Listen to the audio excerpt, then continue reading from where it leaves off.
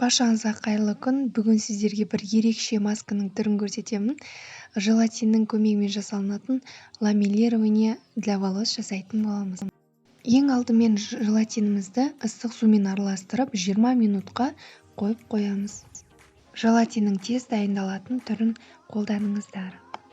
Біздің суымыз міндетті түрде ыстық болу керек, сол кезде желатиніміз жақсы араласады.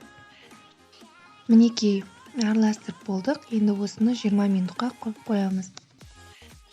Желатиніміз тұрғанша басымызды жай шампуньмен жуып келеміз. Біздің желатиніміз 20 минут тұрды. Енді осыған бальзамымызды қосамыз.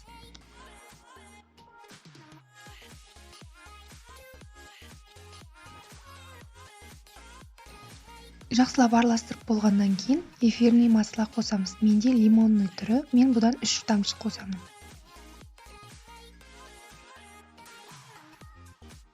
Барлығын араластырып болғаннан кейін шаштың ұзындығына жағып шығамыз. Шаштың түбіне мүлдем жақындатпаймыз.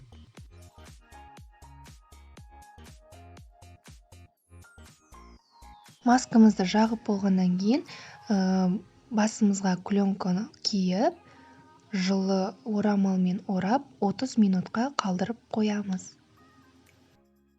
Менің ламелированияға дейінгі шашым. Шаштарыңыз өте жұмсақ, өте күшті болып қалады. Шынымен де шаштарыңыз оңай таралатын болады. Міндетті түрде осы масканы жасап көріңіздер.